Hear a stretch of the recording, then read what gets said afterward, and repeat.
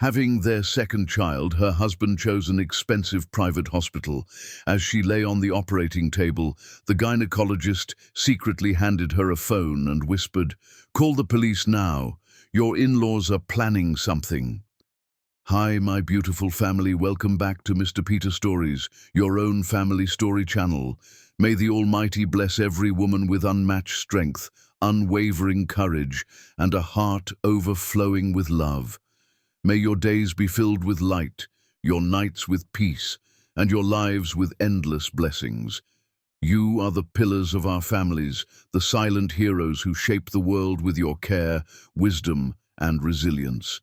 May no sorrow touch you, may every challenge turn into triumph, and may your spirit remain unbreakable. If your heart is true, like the video, if your love is real, write, "I am with Mr. Peter." The pink confetti fell like cherry blossoms around Nina Priya Fraser's living room, each piece catching the afternoon sunlight as it drifted down onto the hardwood floors. Her hands trembled as she held the black balloon, the one that would reveal everything, while her 3-year-old daughter, Wren, bounced on her toes with an excitement that made Nina's heart swell and ache at the same time. "Mommy, pop it! Pop it now!" Wren's voice rang through the room where 20 of their closest friends and family had gathered, their phones already raised to capture the moment. Nina looked across the room at Kyle, her husband of 4 years, and found him watching her with that same intense gaze that had first captured her heart 5 years ago at the community center's charity gala. His blue eyes held everything she needed: love, anticipation, unwavering support. He nodded once, that small gesture that always said more than words could.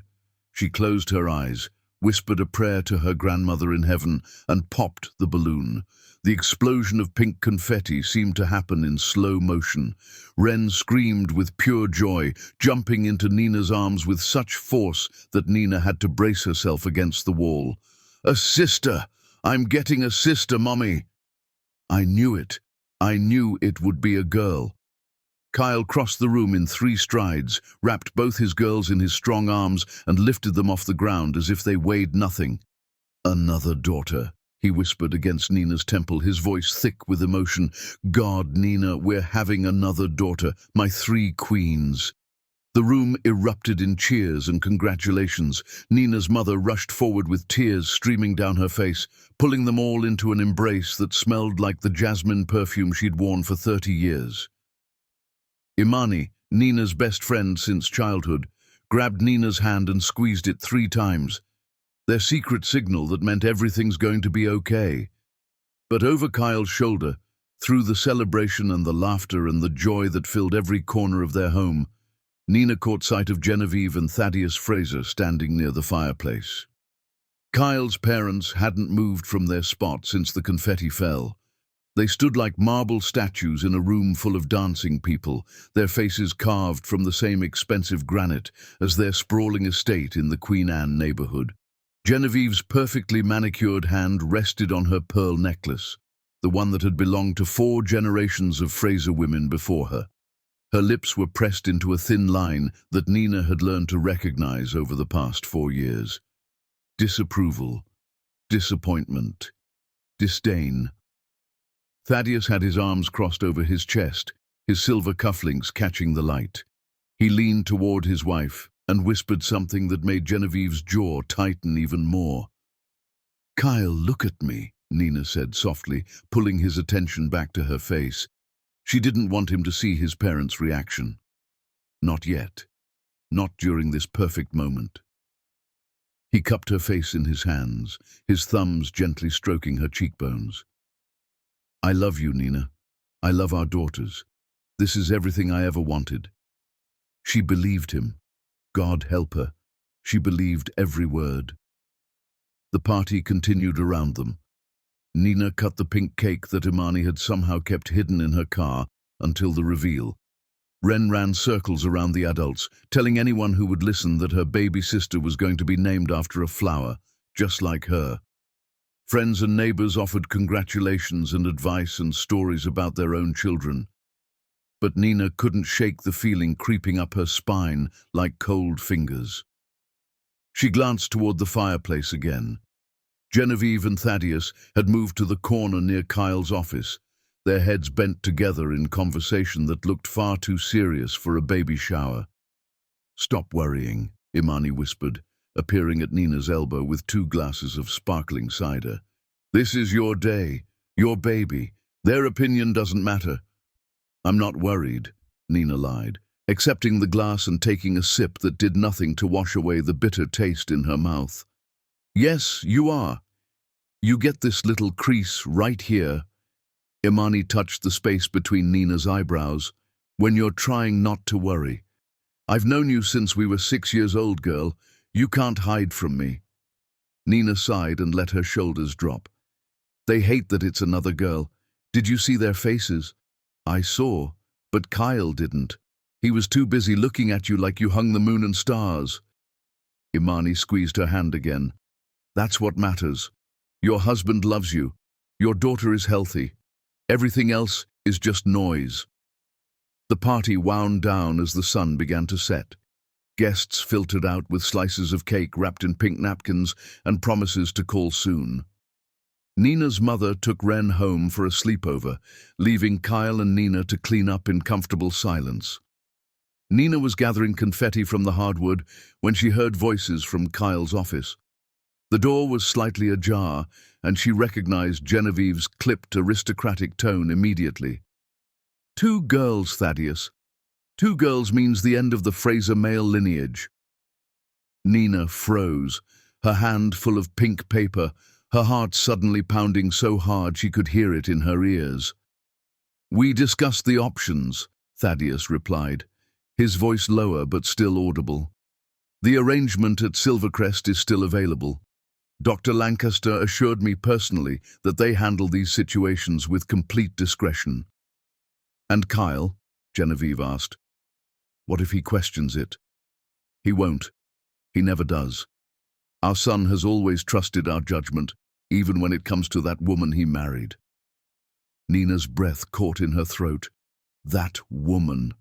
After 4 years of marriage, of trying to earn their respect, of biting her tongue through 1,000 small insults and microaggressions, she was still just that woman to them. "The procedure can be presented as medically necessary," Genevieve continued, her voice taking on the cold, calculating tone that Nina had heard her use when discussing business deals over dinner. "Complications during delivery. These things happen, especially with," a meaningful pause, "certain demographics." "Preston Lancaster owes me a favor," Thaddeus said. "Multiple favors, actually. He'll make sure everything is handled properly. Kyle will never need to know the details. We tell them it's the best hospital in the city. We insist on paying. Kyle will see it as generosity." "And if she suspects?" "Who would believe her? She's an emergency room nurse married into one of Seattle's oldest families. We have resources, connections. She has nothing but Kyle's misplaced affection." Nina's legs felt like they might give out. She pressed her back against the hallway wall, the confetti falling from her hand and scattering across the floor like drops of blood. "When do we tell Kyle about the hospital?" Genevieve asked. "Soon. Within the week.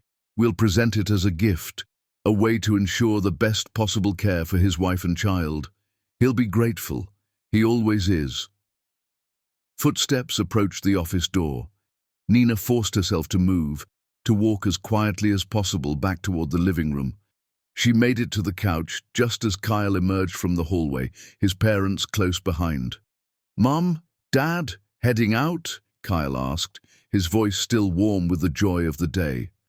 "Yes, dear. Wonderful party." Genevieve kissed Kyle's cheek, her eyes sliding past him to land on Nina with a look that could freeze fire. "Congratulations on your daughter. I'm sure she'll be lovely." The way she said lovely made it sound like a curse.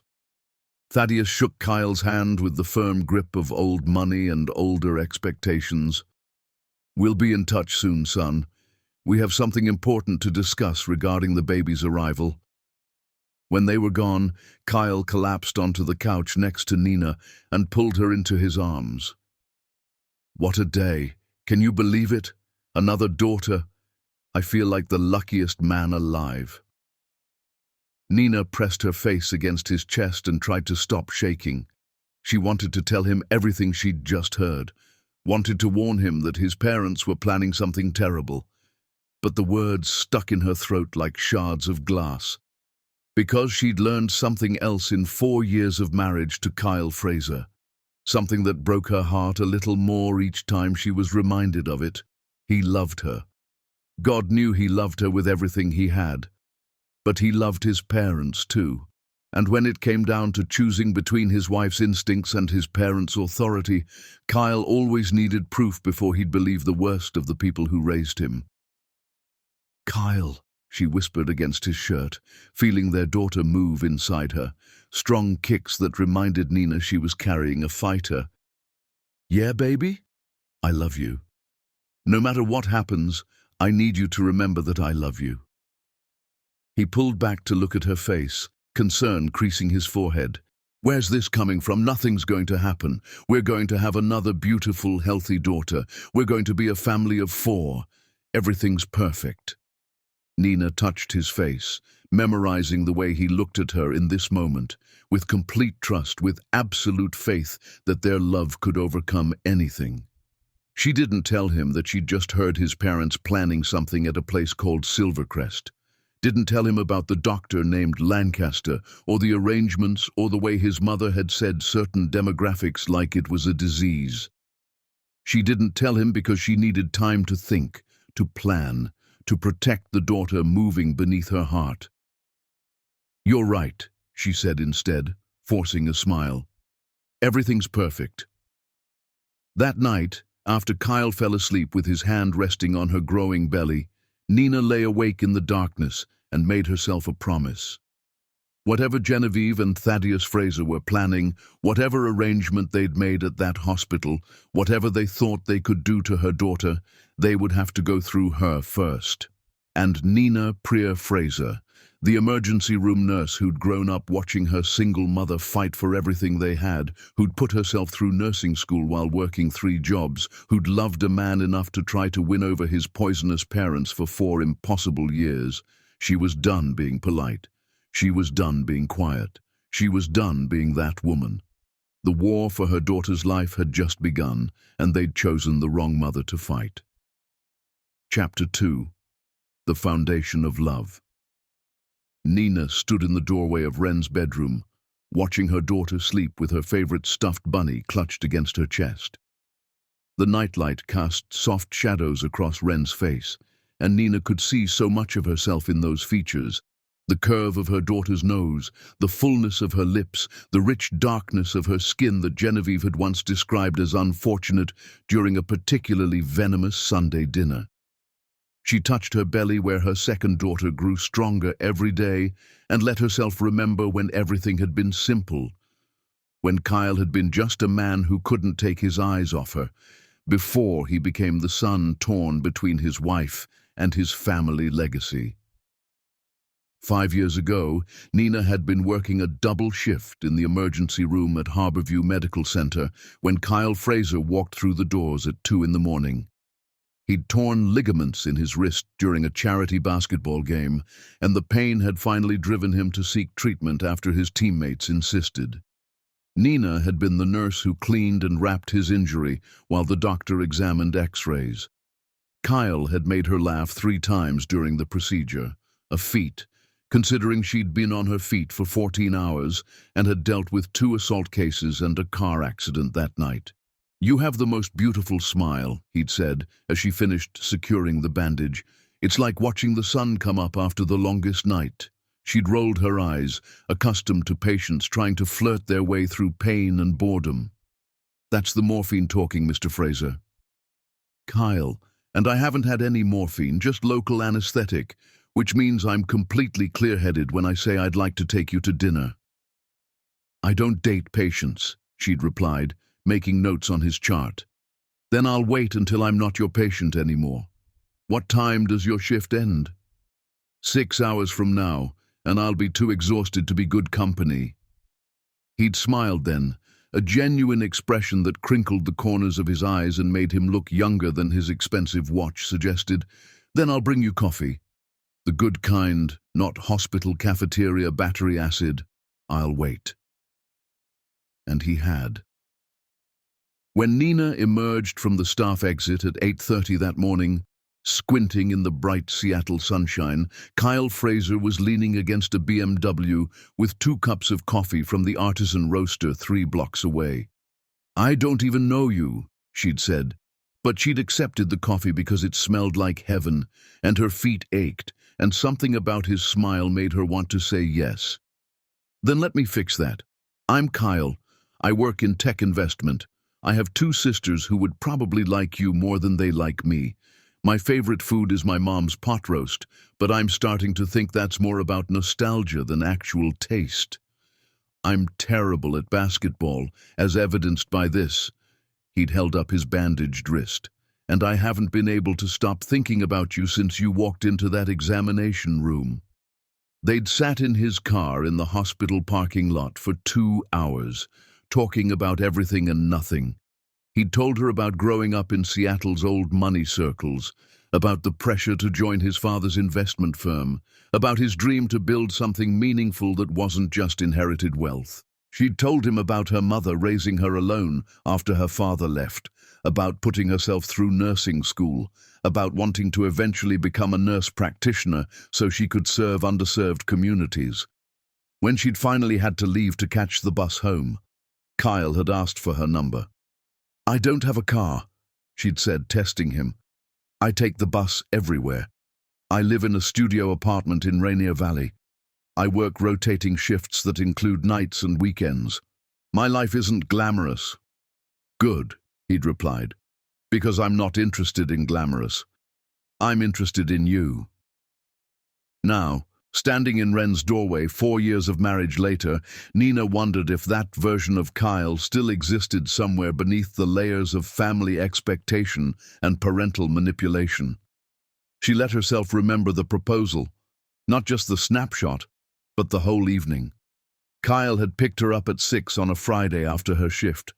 She'd been exhausted, ready to curl up on the couch with takeout, but he'd insisted she change into something comfortable.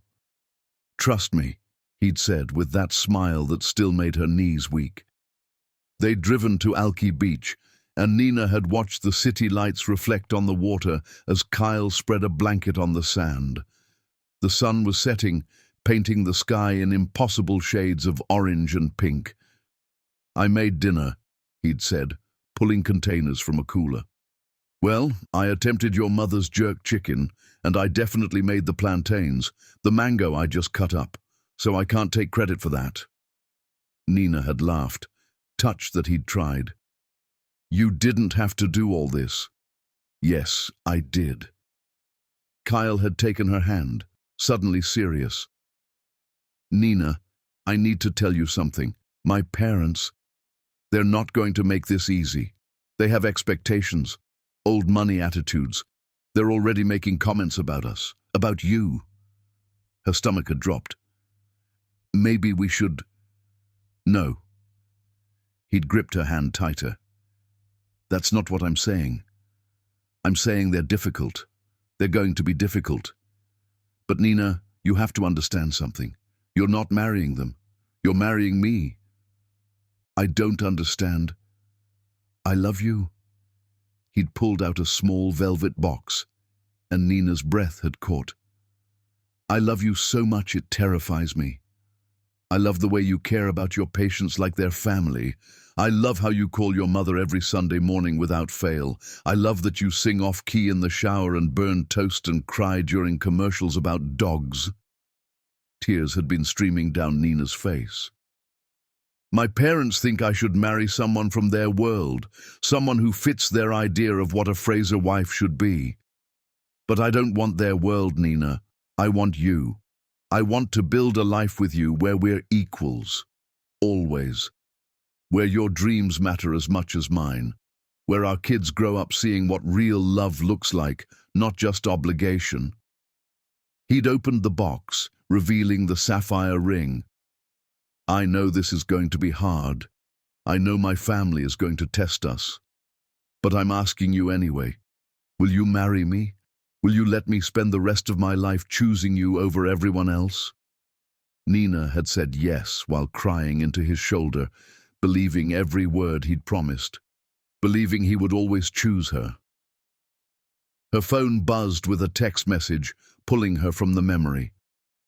Imani. Can't sleep either. Call me. Nina retreated to the kitchen and dialed, keeping her voice low so she wouldn't wake Kyle. You heard something at the party, Imani said without preamble. I saw your face after his parents left. What did they say? Nina told her everything. The overheard conversation, the mention of Silvercrest Hospital and Dr. Lancaster, the casual way they'd discussed procedures and arrangements, as if Nina's pregnancy was a business problem to be solved. Jesus, Nina! Imani's voice was tight with anger. Do you understand what they're planning? They want to abort your baby without your consent. That's not just illegal, it's... I know what it is. Nina gripped the phone tighter. But I don't have proof. I can't go to Kyle with a conversation I overheard through a cracked door. He'll think I misunderstood. Or worse, he'll confront them and they'll deny everything and make me look paranoid. Then we get proof. I'll start researching this Dr. Lancaster and Silvercrest Hospital. If there's any history of questionable practices, any lawsuits, anything that supports what you heard... Imani, I need to ask you something. Nina cut her off, her voice barely above a whisper. Am I crazy for staying? For not just packing a bag and leaving right now? The silence on the other end of the line stretched for several heartbeats. No, Imani finally said. You're not crazy. You're a mother protecting her child. And sometimes that means staying in the fire long enough to understand exactly what you're fighting. But Nina, promise me something. What? Promise me you won't let him choose them over you and that baby. Because I've watched you love Kyle Fraser for 5 years. I've watched you try to win over his family. I've watched you make yourself smaller and quieter and more palatable so they might accept you. And I love you too much to watch you sacrifice your daughter on the altar of their approval. Tears burned Nina's eyes. I won't, I promise. After they hung up, Nina made herself a cup of chamomile tea and sat at the kitchen table. She let herself remember one more moment, one that had cracked something in her chest. It had been 3 months after Wren's birth. Genevieve and Thaddeus had finally agreed to host a family dinner to welcome the newest Fraser. Nina had spent hours preparing, wanting everything to be perfect. The dinner had been excruciating from the start. Genevieve's tight smile when Nina arrived, Thaddeus barely acknowledging her. Kyle's sisters making pointed comments about modern parenting choices. But the moment that broke Nina came when they were serving dessert. Genevieve had been holding Wren, the first time she'd held her granddaughter for more than 30 seconds. She'd turned to one of Kyle's sisters and said, in a voice just loud enough for Nina to hear, such a shame about the complexion. It's so unfortunate. At least perhaps the next one will take after Kyle's side. Nina had frozen, her fork halfway to her mouth. Kyle had heard it too.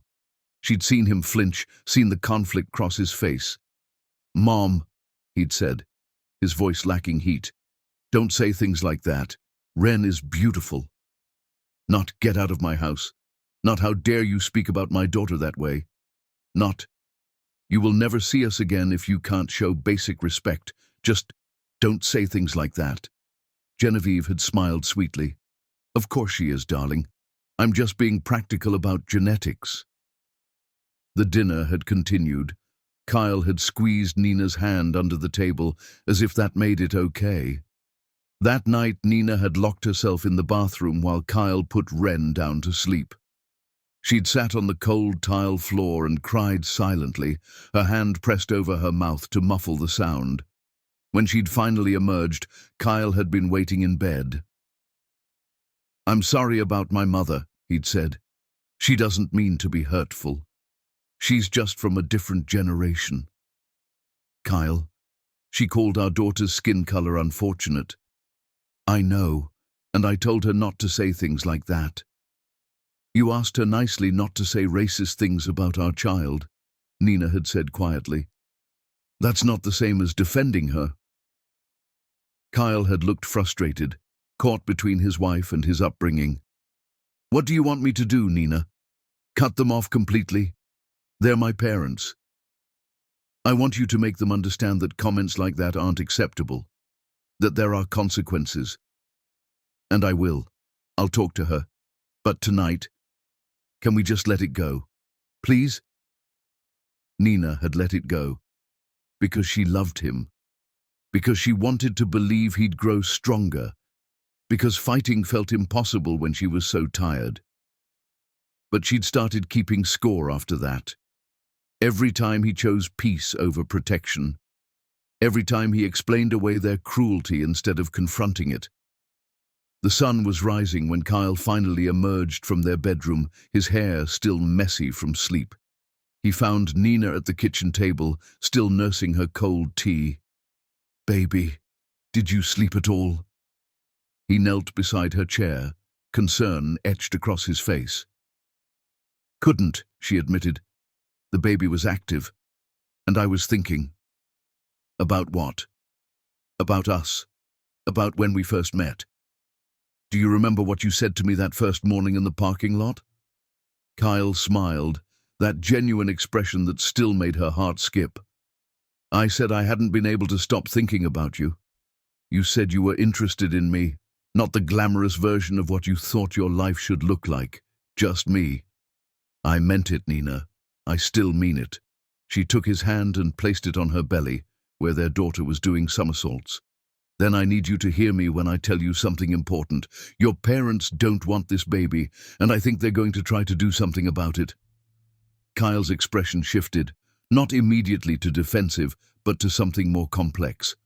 Conflict. For just a moment, Nina saw doubt flicker across his face, like he'd had the same thought himself and pushed it away. "Nina, that's—" He paused, and she could see him wrestling with it. "That's a serious accusation. What makes you think—" "I heard them talking yesterday, after the party." The conflict in his eyes deepened. His hand tensed on her belly, and Nina hoped, this might be the moment he chose to believe her. Then his phone rang. Kyle glanced at the screen. "It's my dad. I should—" "Kyle, please. This is more important than—" But he was already answering. "Hey, Dad. Yeah, I can talk." He stood up, walking toward the window. "No, now is fine." Nina watched him nod along to whatever Thaddeus was saying, watched his posture shift from the concerned husband to the dutiful son, and felt the moment slip away. When he finally hung up 10 minutes later, the openness was gone. The walls were back up. "Sorry about that. Dad needed to talk about a business opportunity." Kyle poured himself coffee, not quite meeting Nina's eyes. "What were you saying about my parents?" "Nothing," Nina said quietly, realizing she'd lost him again. "Never mind. Nina, if you have concerns—" "I said never mind, Kyle." She stood up, exhaustion making her voice sharp. "Go to work. I'm fine."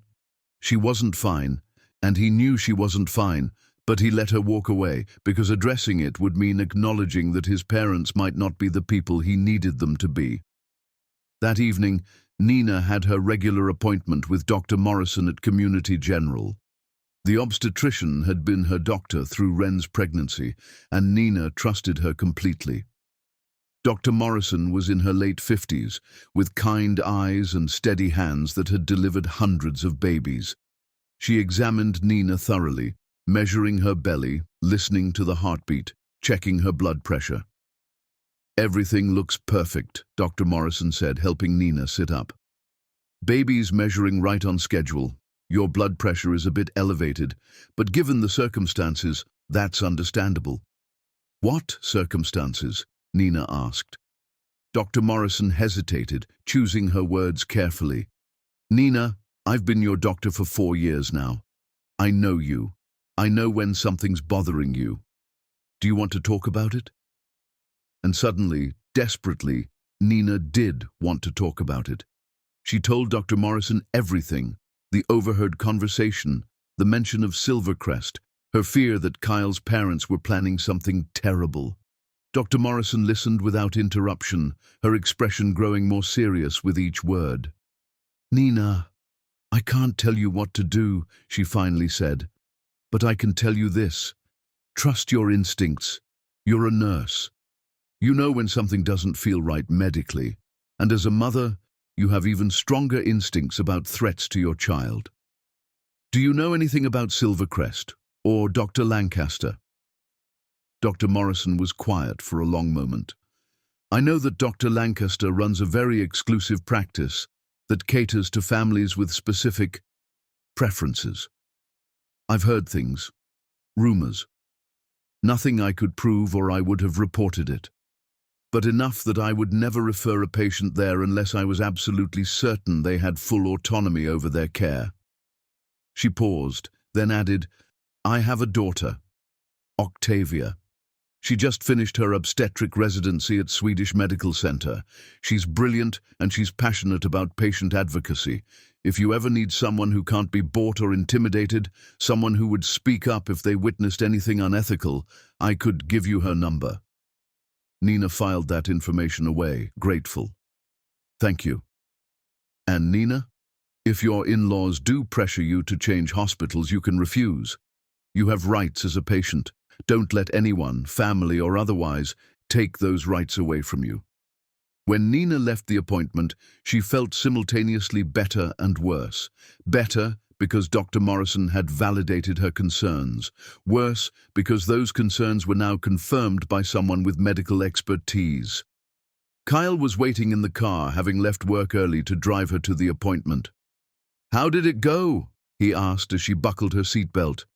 "Fine. Everything's fine." She could feel him wanting to say more, wanting to push past her walls the way she'd tried to push past his that morning. But they were both too tired, too scared of the fight that loomed between them. So they drove home in silence, and Nina thought about Dr. Morrison's daughter Octavia and filed away another piece of the plan she was slowly, carefully building. Because if Kyle wouldn't protect their daughter, Nina would find people who would. Chapter 3. The pressure builds. 3 days after their argument, Kyle's parents invited themselves to dinner. Genevieve called that morning with the kind of announcement that wasn't really a request. "We'll be there at 6, dear. I'm bringing a roast. You just need to prepare sides."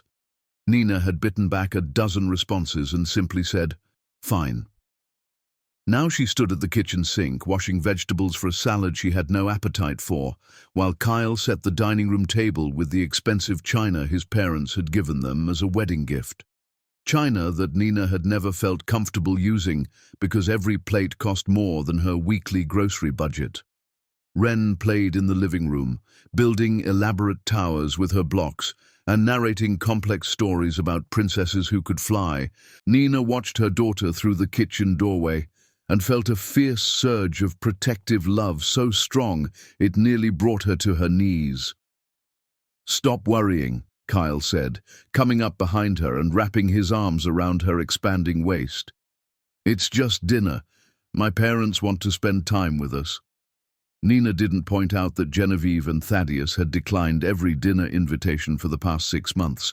Didn't mention that their sudden interest in family time coincided suspiciously with the gender reveal of their second grandchild.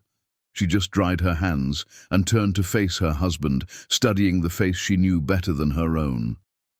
Kyle looked tired. He'd been working longer hours at the investment firm his father had finally convinced him to join 2 years ago. His dream of building something meaningful had been slowly crushed under the weight of family expectation and legacy preservation. "Kyle, about what I said the other day, we don't have to talk about it now." He cut her off gently. "Let's just get through tonight. Then we can discuss hospital options and everything else."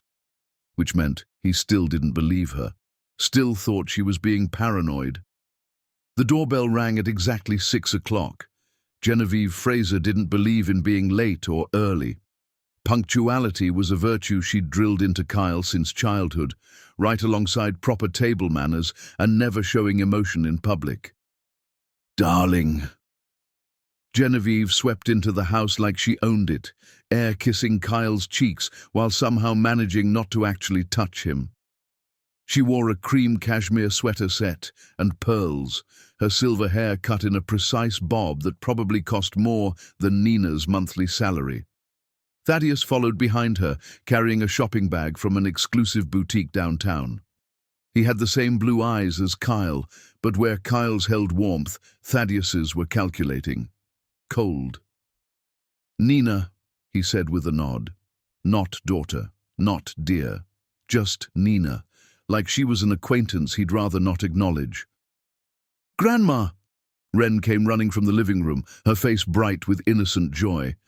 At 3 years old, she hadn't learned yet that some people's love came with conditions. Genevieve patted Wren's head like she was a dog that had performed an adequate trick. "Hello, child. You've gotten taller." "I'm a big girl now," Wren announced proudly. "And soon I'll be a big sister. Mommy has a baby in her tummy and it's a girl, and we're going to name her after a flower like me." The temperature in the room seemed to drop 10 degrees. Genevieve's smile became fixed, a stretched thing that didn't reach her eyes. "How lovely," she said in a tone that suggested it was anything but. Dinner was an exercise in passive aggression. Genevieve complimented the roast she'd brought while implying Nina's salad was underseasoned. Thaddeus discussed business with Kyle while acting like Nina wasn't sitting 2 feet away. And through it all, they dropped comments about the baby with the precision of poison being administered in small, careful doses. "Have you thought about where you'll deliver?" Genevieve asked, cutting her meat into precise, identical pieces. "We've been discussing options," Kyle said carefully, glancing at Nina, "because Thaddeus and I have made arrangements at Silvercrest Private Maternity Center. It's the finest facility in the Pacific Northwest. We've already spoken with Dr. Preston Lancaster, who's agreed to personally oversee the delivery." Nina's fork clattered against her plate. "You made arrangements without asking us?" "It's a gift, dear." Genevieve's smile was sharp as glass. "We want to ensure you receive the absolute best care. Silvercrest specializes in high-risk pregnancies." "This isn't a high-risk pregnancy," Nina said, fighting to keep her voice level. "My doctor says everything is progressing perfectly normally." "Your doctor at that community hospital?" Genevieve's dismissal was clear. "I'm sure she's adequate for routine cases. But this is our grandchild. We want specialists." "She's not your grandchild," Nina said before she could stop herself. "She's our daughter, mine and Kyle's, and we'll decide where and how she's born." The silence that followed was suffocating. Wren looked between the adults with wide eyes, sensing tension she couldn't understand. Kyle cleared his throat, and Nina saw the war happening behind his eyes, the instinct to defend his wife, battling against years of conditioning to keep the peace with his parents. "What Mom means," he finally said, and Nina's heart sank because she knew which side had won, "is that they want to help. That's all." "Right, Mom?" "Of course." Genevieve dabbed her mouth with her napkin, victory flickering in her eyes. "We only want what's best for the family. Speaking of which, Thaddeus and I have been reviewing the family trust documents." Nina's stomach dropped. She knew about the Fraser family trust, knew it was structured in a way that heavily favored male descendants. Kyle's grandfather had been explicit in his will that the bulk of the family fortune should pass through the male line. "The trust provides substantial financial benefits for male heirs," Thaddeus said, his voice carrying the weight of decades of tradition. "Of course, we love all our grandchildren equally, but the reality is that our resources are structured to support the continuation of the Fraser name." "What my husband is trying to say," Genevieve interjected smoothly, "is that we're prepared to make additional provisions for this pregnancy to ensure the best possible outcome." "What kind of outcome?" Nina asked, though she already knew the answer. "A healthy outcome," Genevieve said, "one that serves everyone's best interests." Kyle was nodding along, not hearing or not wanting to hear, the subtext that Nina heard in every syllable. He saw generous grandparents offering financial support, Nina saw people who would pay any price to prevent another granddaughter from being born. But then something shifted. Kyle's nodding slowed. His eyes narrowed slightly, like he was replaying what his mother had just said and hearing it differently this time. "What do you mean by best possible outcome?" he asked, his voice carrying the faintest edge of suspicion. Genevieve's smile didn't waver. "Simply that we want to ensure the baby arrives healthy and the delivery goes smoothly. Modern medicine offers so many options now. Silvercrest is equipped to handle any complications that might arise." "What complications?" Kyle pressed. "Nina's pregnancy has been completely normal. Dr. Morrison said—" "Dr. Morrison doesn't have access to the kind of advanced screening that Silvercrest does," Thaddeus interrupted. "There are genetic concerns, statistical risks associated with—" "With what?" Nina asked, her voice hard as steel. "Say it, Thaddeus. What risks are you referring to?" The table went silent. Wren had stopped eating, her small hands frozen around her fork. Thaddeus exchanged a glance with Genevieve, and Nina saw the calculation happen. They'd pushed too hard, revealed too much. "I think we've gotten off topic," Genevieve said smoothly. "The point is simply that we want to give you options. Silvercrest offers services that Community General doesn't. If everything goes perfectly, wonderful. But if difficulties arise during delivery, it's better to be somewhere with every resource available." "Kyle," Nina said quietly, not taking her eyes off Genevieve. "Do you hear what they're actually saying?" And for just a moment, Nina saw her husband truly consider it, saw him look at his parents with something that might have been doubt. His mouth opened, and Nina thought, "This is it, this is when he chooses us." But Genevieve moved first, standing abruptly. "Wren, darling, why don't you show grandmother your room? I'd love to see what you've been playing with." "Okay." Wren scrambled down from her chair, taking Genevieve's extended hand. And just like that, the moment was broken. Kyle's face smoothed over, the doubt disappearing as quickly as it had appeared. After Wren was put to bed and Genevieve and Thaddeus finally left, Kyle turned to Nina with an expression that begged for understanding. "See? They want to help. They're willing to pay for everything at Silvercrest. The best doctors, private suite, round-the-clock care. How is that a bad thing?" Nina stood in the kitchen doorway, watching her husband defend the people who were plotting against their child, and felt something inside her break. "Kyle, did you hear what your mother said? Best possible outcome. One that serves everyone's best interests. What do you think she meant by that?" "She meant a healthy baby and a safe delivery. She meant a boy." Nina's voice cracked. "They want to abort our daughter and try again for the grandson they think they need. That's insane. They would never—" But this time, his denial came a half-second slower. This time, he didn't quite meet her eyes. "Kyle, please." Nina stepped toward him, desperate to reach the part of him that she knew still existed. "I know you love them. I know you want to believe the best of them.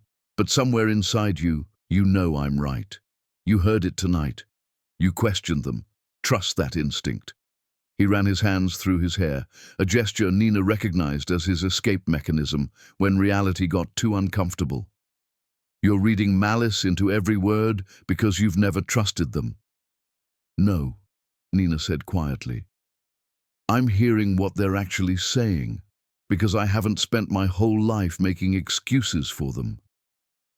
She left him standing in the kitchen and went to their bedroom, locking the door.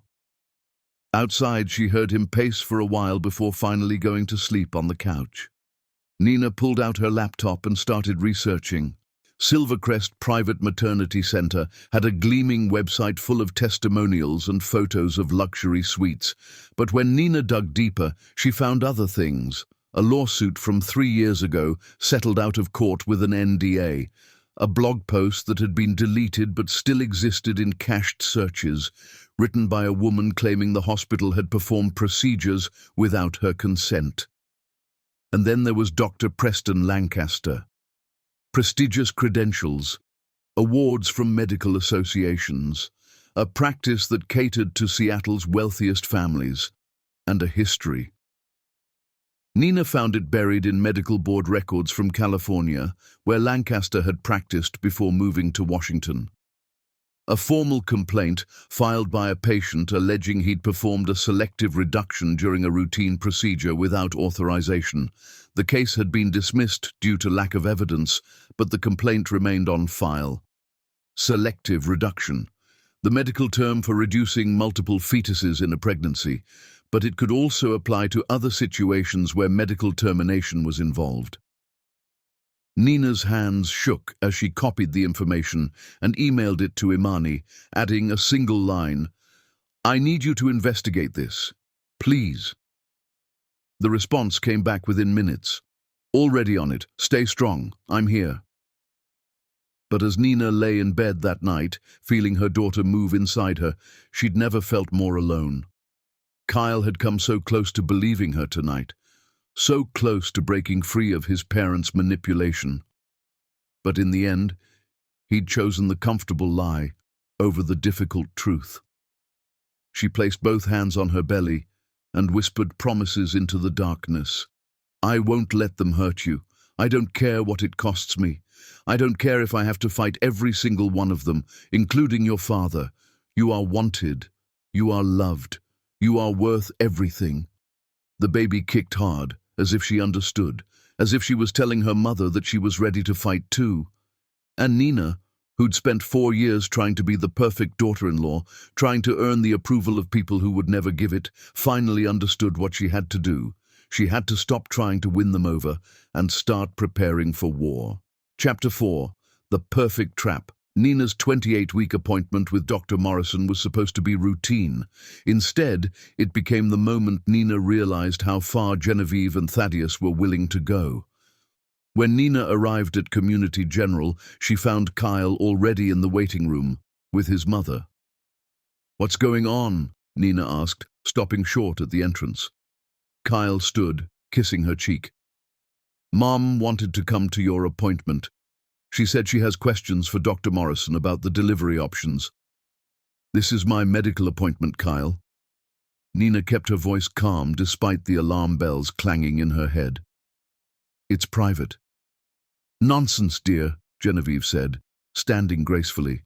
"We're family, and since we're paying for your care at Silvercrest, I thought it would be helpful to understand your current medical status so we can properly transition your care."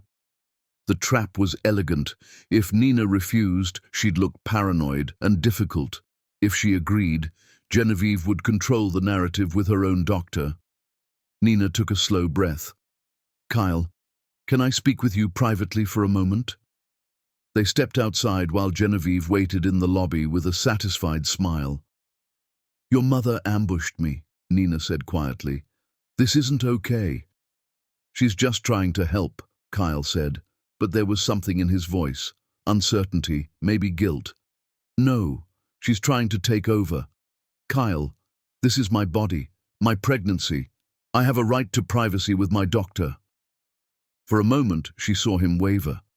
Saw him looking at her instead of through her, really seeing how violated she felt. "You're right," he said slowly. "I should have asked you first. I'll tell her to wait outside during the actual exam." It wasn't enough, but it was something. A crack in the wall his parents had built around him. Dr. Morrison called them back shortly after. When Genevieve tried to follow, Dr. Morrison smiled politely but firmly. "Hospital policy allows one support person in the exam room. Mrs. Fraser, who would you like to accompany you?" "My husband," Nina said, watching Genevieve's face tighten. The exam was routine until Dr. Morrison closed the door and turned to Nina with concern in her eyes. "Before we begin, Nina, I received a call yesterday from Silvercrest requesting your medical records. They claimed you'd authorized the transfer." "I haven't authorized anything," Nina said. Kyle shifted uncomfortably. "My mother may have started the paperwork to speed things up." "Without my consent?" Nina turned to him. "Kyle, do you hear yourself? Your mother is trying to transfer my medical care without my permission. I'm sure it was just a misunderstanding. It wasn't a misunderstanding, Dr. Morrison interrupted gently. The request came with very specific instructions about which records to send and which to withhold. Someone at Silvercrest knows exactly what they're doing. Kyle's face paled. What do you mean? They requested your wife's current pregnancy records, but specifically excluded her mental health history and notes from our earlier conversations about her concerns regarding family pressure. Nina felt vindicated and terrified at once. They're building a narrative, making it look like my pregnancy is straightforward, so there's no documented reason to question whatever they do during delivery. That's, Kyle started, then stopped, unable to finish the sentence. That's exactly what I've been trying to tell you, Nina said quietly. Dr. Morrison completed her examination in silence. Everything was perfect. Baby measuring on schedule, heartbeat strong, Nina's blood pressure slightly elevated but within normal range given stress. Nina, I need to be direct with you, Dr. Morrison said, as Nina dressed behind the curtain. If you don't want to transfer to Silvercrest, you don't have to. You can refuse. Your husband cannot sign medical documents on your behalf without power of attorney, which he doesn't have. But they'll make it seem like I'm being difficult, Nina said. Paranoid, uncooperative. Let them. Your medical autonomy is more important than their opinion. When they emerged from the exam room, they found Genevieve talking to someone Nina didn't recognize. A man in expensive scrubs with silver hair and a practiced smile. Nina, Kyle, Genevieve called out with calculated timing. What perfect timing. This is Dr. Lancaster. I arranged for him to consult at the hospital today so you could meet him. Not a coincidence, Nina realized. Genevieve had orchestrated this entire encounter. Dr. Preston Lancaster extended his hand. Nina shook it despite every instinct screaming at her to run. His grip was firm, his palm soft. Hands that spent more time holding champagne glasses at fundraisers than delivering babies. Mrs. Fraser, a pleasure. Your mother-in-law speaks very highly of you. His smile was warm, but his eyes were assessing her, calculating. I understand we'll be working together soon. I haven't agreed to that, Nina said. Of course. These decisions take time. His tone was patronizing, like he was speaking to a child. But I wanted to personally assure you that Silvercrest offers the finest obstetric care in the region. We can accommodate any special needs or circumstances that might arise. What special needs? Kyle asked, and Nina heard it again, that edge of suspicion. Every pregnancy is unique, Dr. Lancaster said smoothly.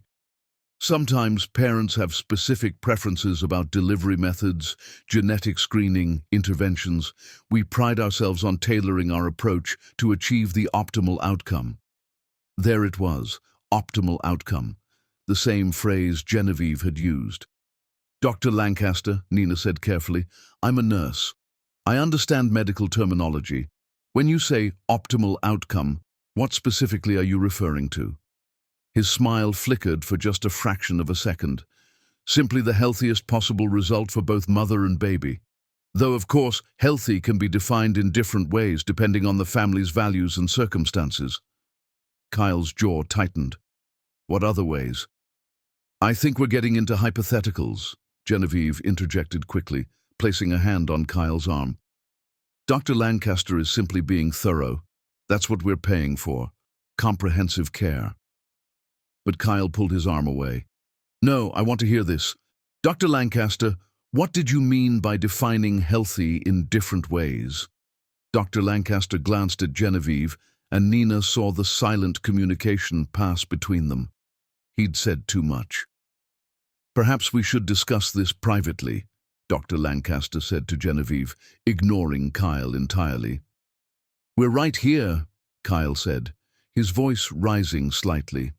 If you have something to discuss about my wife's pregnancy, you discuss it with us. Nina watched her husband, and for the first time in weeks, felt a flicker of hope. He was pushing back, fighting. Kyle, darling, you're making a scene, Genevieve said, her voice sharp with warning. "I don't care." Kyle turned to face his mother fully. "What's going on? What arrangements have you actually made at Silvercrest?" "Arrangements to ensure the best possible care." "Stop saying that." Kyle's voice cracked. "Stop speaking in euphemisms and just tell me the truth. What are you planning?" The waiting room had gone silent. Other patients were watching. Dr. Morrison stood in her office doorway, ready to intervene if needed. Genevieve's mask of pleasant concern finally slipped, revealing the cold calculation underneath. "Lower your voice, Kyle. You're embarrassing yourself and your family." "My family is my wife and daughters," Kyle said, and Nina's heart squeezed. "Not you. Not anymore. Not if you're—" His phone rang. He glanced at it. His father's number. Nina watched the war play out across his face. The conditioning versus the truth. The son versus the husband. He let it ring through to voicemail. It was a small victory, but it felt seismic. "We're leaving," Kyle said, taking Nina's hand. "We'll discuss hospital options at home, together, without interference." They made it halfway to the car before Genevieve caught up, her heels clicking sharply on the pavement. "Kyle Fraser, you stop right now." To Nina's amazement, he didn't. He opened the passenger door for her, helped her in, and closed it gently before turning to face his mother. Through the car window, Nina watched them argue. Couldn't hear the words, but could read the body language. Genevieve pointing, demanding, Kyle shaking his head, holding firm. When he finally got in the driver's seat, his hands were shaking. "I'm sorry," he said, "for all of it, for not believing you, for letting them manipulate me, for—" His voice broke. "For almost letting them hurt our daughter because I was too weak to see what they were." Nina reached across the console and took his hand. "You saw it today. That's what matters. I should have seen it weeks ago. Should have believed you from the start." "You're here now," Nina said. "You're choosing us now. We can work with that." They drove home in silence, but it was different than the cold silences of recent weeks. This was the quiet of two people regrouping, gathering strength for the battle ahead. That evening, after Wren was asleep, they sat at the kitchen table with Nina's laptop between them. Nina showed Kyle everything she'd found, the lawsuits, the complaints, Dr. Lancaster's history. "They were going to do this," Kyle whispered, staring at the screen. "They actually planned to abort our baby without telling us." "Without telling you," Nina corrected. "I would have known, I would have felt it, and I would have spent the rest of my life knowing what they'd done." Kyle buried his face in his hands. "How do I come back from this? How do I make this right?" "We fight them," Nina said, "together. No more divided loyalty, no more giving them the benefit of the doubt. We protect our daughters, whatever it takes." He looked up, his eyes red but determined. "Whatever it takes." They spent the rest of the night planning. Nina pulled out the recording she'd made, the documents she'd gathered. Kyle added his own knowledge of his parents' tactics, their connections, their weaknesses. By dawn, they had a strategy. It wouldn't be easy. Genevieve and Thaddeus had money and power and no moral compass. But Nina and Kyle had something stronger. They had truth, and they had each other. Finally. Chapter 5. The Awakening. The phone started ringing at 7 the next morning. Thaddeus, then Genevieve, then numbers Kyle didn't recognize, probably family friends recruited to talk sense into him. Kyle ignored them all. "They're going to escalate," Nina warned over breakfast while Wren happily ate her cereal, oblivious to the war brewing around her. "Let them," Kyle said with a certainty that still surprised Nina. "I'm done playing their games." The first real attack came that afternoon. An email from Kyle's boss at the investment firm where his father had arranged his position. The message was professional but pointed. Concern about Kyle's recent stress levels affecting his work. Suggestion of a leave of absence to deal with family matters. Kyle called Imani immediately. "They're trying to isolate you," Imani confirmed. "Cut off your income, make you financially dependent on them again. Classic abuser tactic. Do you have savings?" "Some." Enough for a few months if I'm careful. Make it careful. This is going to get ugly. That evening, Nina's phone rang, an unknown number. She almost didn't answer, but something made her pick up. Mrs. Fraser? A woman's voice, professional but warm. My name is Octavia Whitmore. Dr. Morrison gave me your number. She said you might need an ally. Nina stepped into the bedroom for privacy. You're her daughter, the OB, yes. My mother told me about your situation, not details. She respected patient confidentiality, but enough to know you're facing pressure from your family regarding your pregnancy. That's putting it mildly. Mrs. Fraser, may I call you Nina? Nina, I need to be direct with you. My aunt died 20 years ago during childbirth. The hospital said it was unavoidable complications. My family always suspected her in-laws had arranged something. They'd been vocal about not wanting another daughter. But we could never prove it. The hospital sealed records, paid a settlement, and everyone moved on. Nina's throat tightened. I'm sorry. Don't be sorry. Be smart. My mother mentioned you're being pressured to deliver at Silvercrest under Dr. Lancaster's care. Is that true? Yes.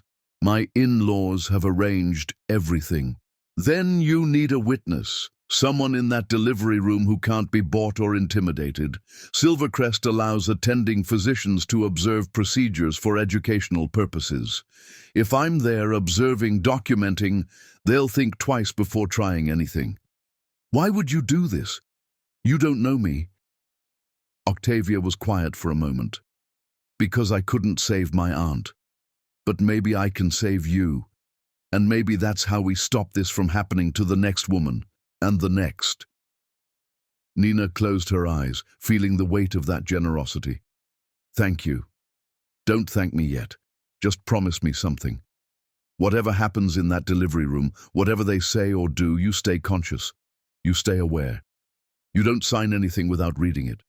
You don't consent to anything you don't understand. Can you do that? Yes.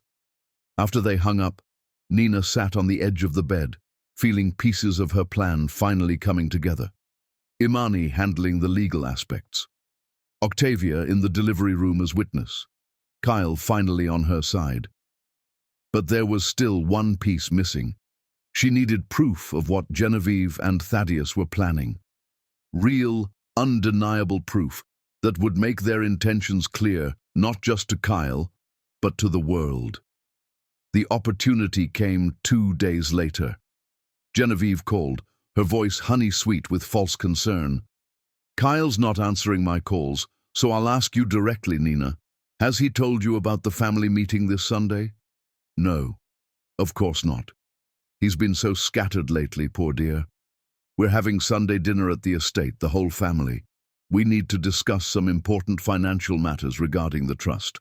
I hope you'll both attend. Nina's instincts screamed trap.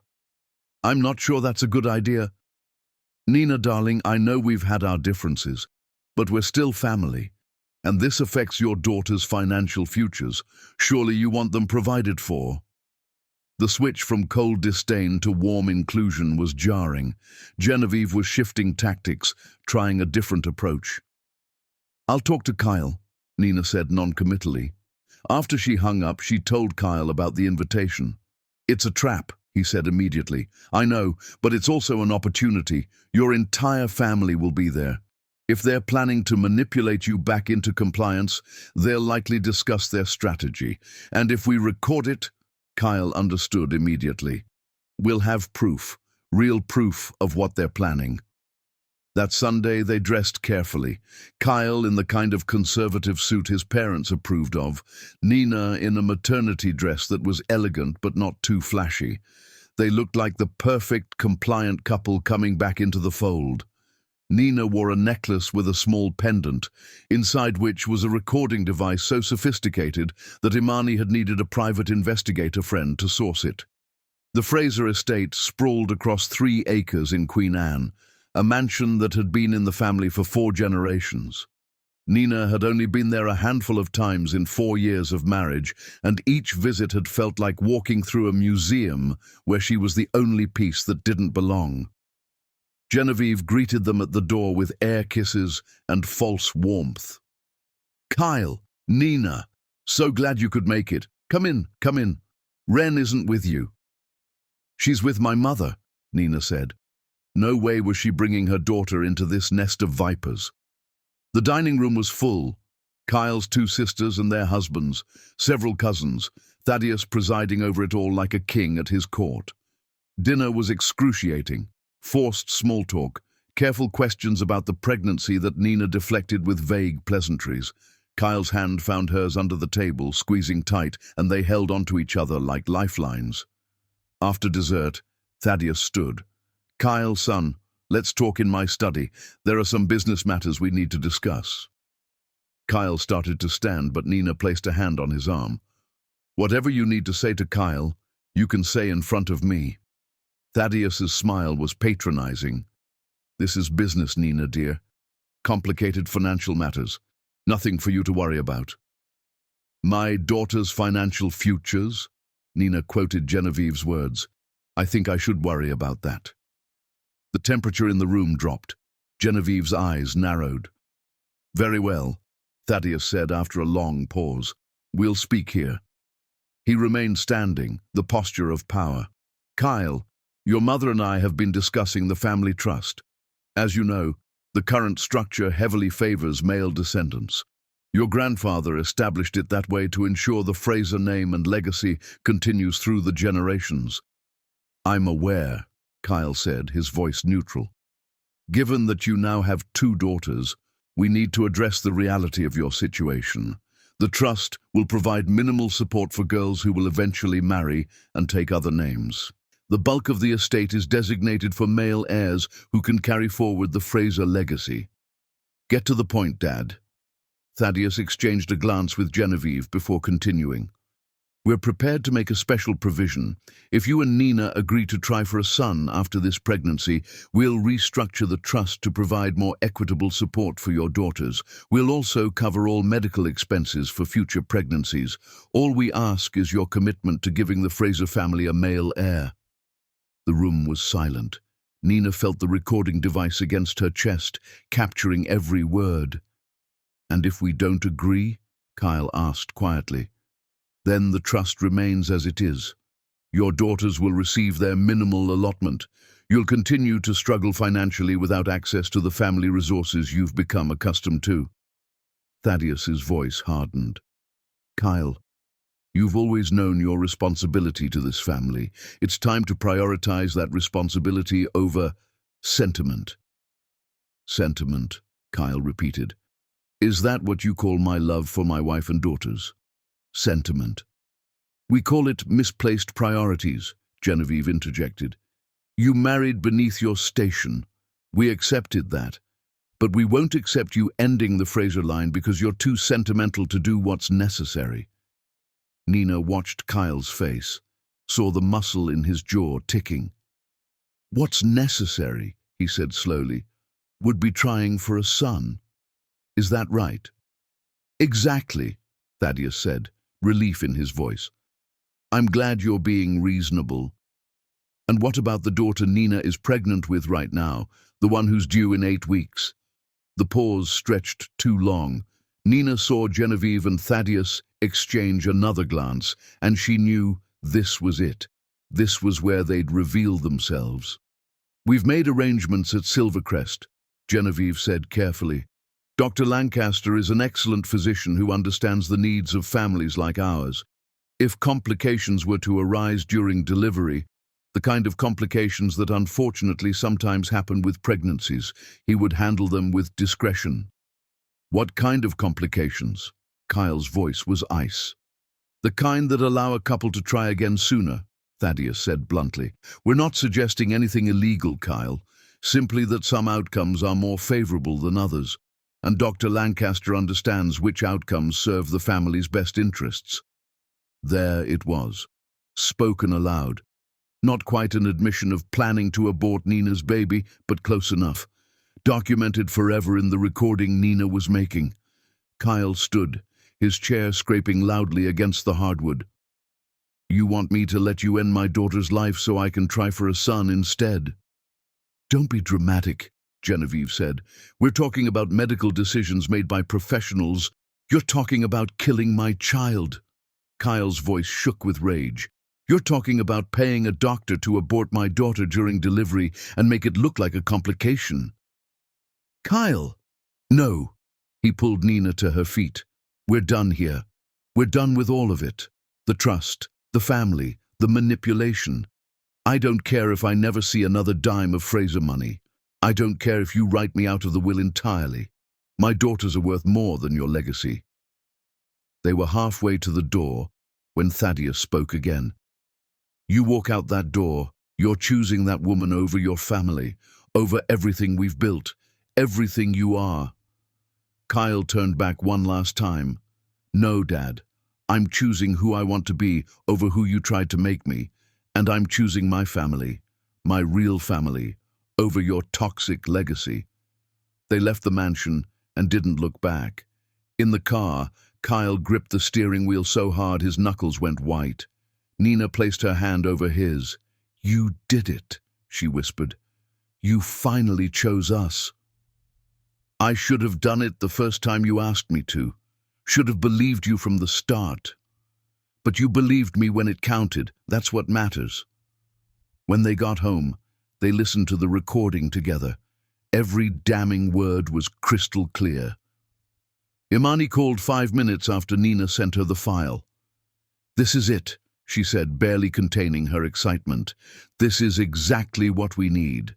Thaddeus and Genevieve discussing favorable outcomes and medical complications, connecting it directly to Dr. Lancaster and Silvercrest. Combined with Kyle's testimony about the pressure and manipulation, we can not only contest the medical transfer, but potentially file criminal charges for conspiracy. What do we do now? Nina asked. Now we prepare for the fight of our lives. Chapter 6. The Point of No Return. Nina woke at 5 in the morning on the day her daughter was supposed to be born. The scheduled C-section was set for 9, which meant they needed to be at Silvercrest by 7 for pre-op procedures.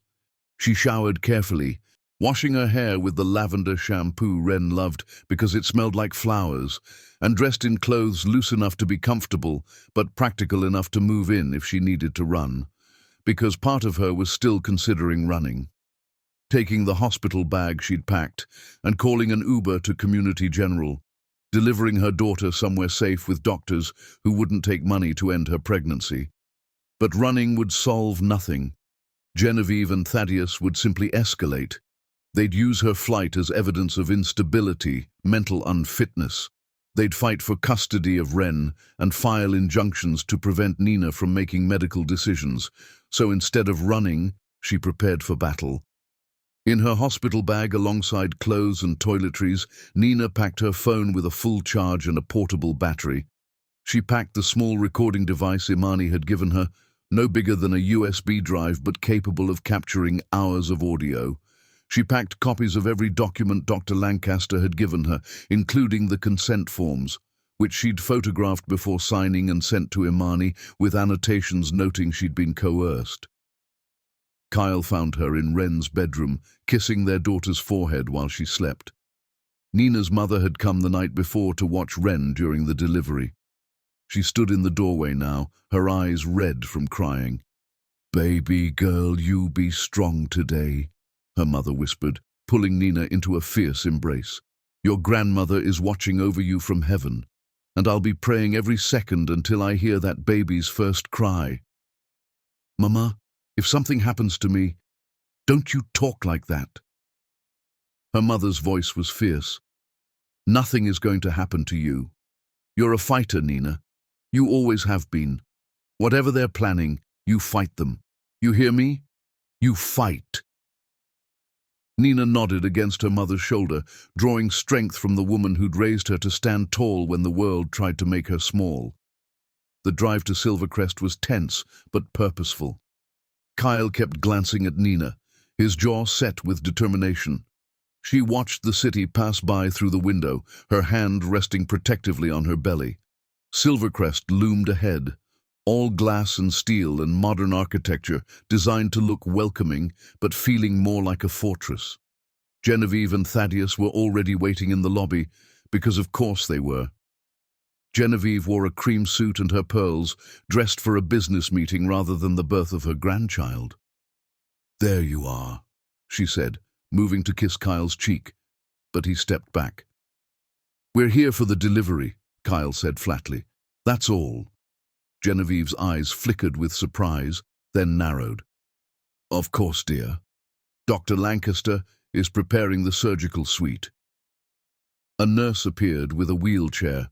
Nina was wheeled through corridors that smelled of expensive cleaning products and fresh flowers, past private suites that looked more like hotel rooms than hospital facilities. The pre-op room was spacious and cold. Nina changed into a hospital gown while a nurse inserted an IV and took her vital signs. Blood pressure elevated.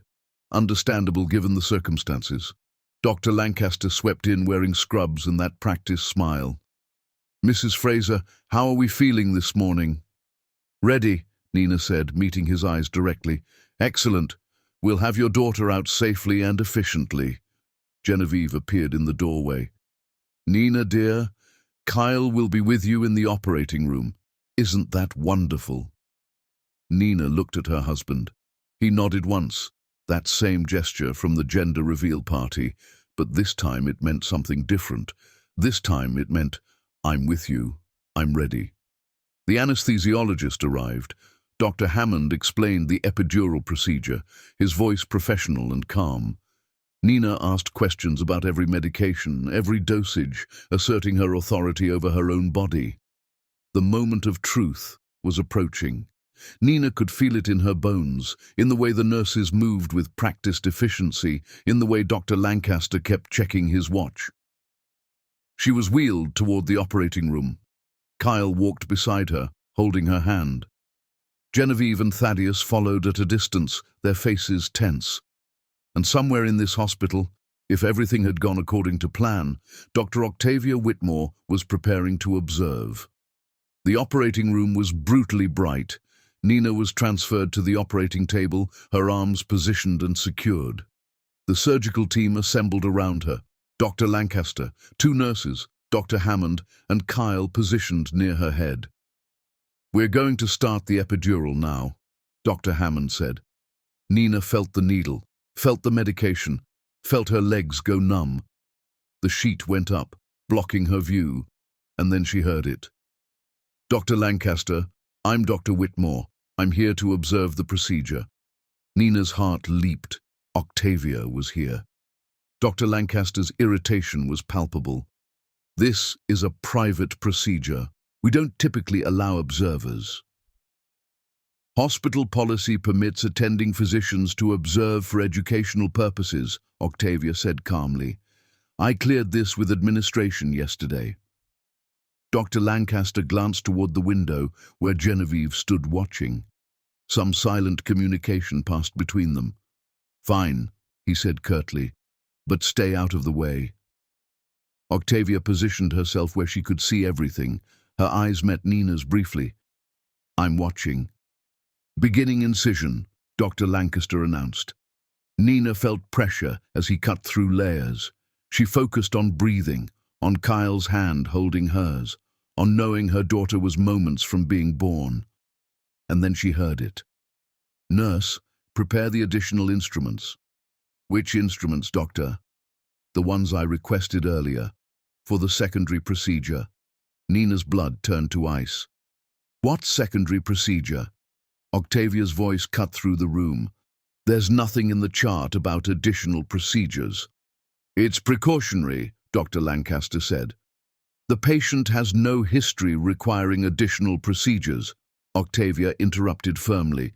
"I reviewed her complete file. This is routine." "Dr. Whitmore, I don't appreciate undocumented procedures on patients without consent." The tension exploded. Kyle demanded answers.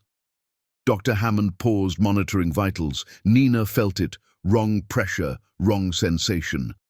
"Stop," she said, voice growing stronger. "Stop whatever you're doing." "Mrs. Fraser, stay calm." "I said stop." Nina's voice rang out. "Kyle!" They're doing something wrong. Kyle looked from Nina to Dr. Lancaster. What is she talking about? Octavia moved closer, scanning the instruments. Her face went pale. Dr. Lancaster, why do you have a curette on the tray? Silence. A curette. For tissue removal. For terminations. That's precautionary. For what? Octavia demanded. There's no indication for that instrument, unless you're planning something the patient hasn't consented to. The room erupted, Kyle shouting, nurses uncertain. Dr. Hammond frantically checking monitors. Through the window, Nina saw Genevieve's face contorted with fury. Dr. Lancaster made his decision. Remove the additional instruments, standard C-section only. Dr. Lancaster, a nurse protested. Now! Nina felt him adjust, felt the procedure normalize, and then, the most beautiful sound in the world, her daughter's first cry, strong, loud, perfect, alive. She's here, the nurse said with genuine warmth. Healthy baby girl, 8 pounds, 2 ounces. They placed her on Nina's chest. Tiny, perfect, real. Hi, baby, Nina whispered through tears. Mommy's got you. Nobody's going to hurt you. Kyle was crying, touching their daughter's face. She's perfect, she's here. But Octavia's voice cut through the moment, cold and professional. Dr. Lancaster, I'm filing a formal report about unauthorized instruments during this procedure. Everything I witnessed will be documented. You're making a mistake. No, doctor, you made the mistake. Through the window, hospital security approached Genevieve and Thaddeus. Imani appeared, speaking with law enforcement. Everything Kyle had set in motion was happening. Nina held her daughter and let the tears come. Relief, rage, triumph. They'd tried to take her baby, and they'd failed, because Nina had refused to be powerless. Her daughter was alive, safe, perfect, and the Frasers were about to learn what happened when you underestimated a mother's love. Chapter 7. The Stand. The first hour after delivery passed in a blur of medical procedures and mounting tension. Nina was moved from the operating room to a recovery suite, one of Silvercrest's luxury accommodations with a king-sized bed, private bathroom and seating area. Under other circumstances, it might have felt like a spa. Today, it felt like a cage. Her daughter lay in a bassinet beside the bed, swaddled in soft pink blankets, sleeping peacefully despite the storm brewing around her. Nina couldn't stop staring, couldn't stop touching her tiny fingers to make sure she was real and whole and safe. Kyle sat in the chair beside the bed, head in hands. He'd been silent since leaving the operating room, processing what had almost happened, what his parents had planned, what he'd almost allowed. The door opened.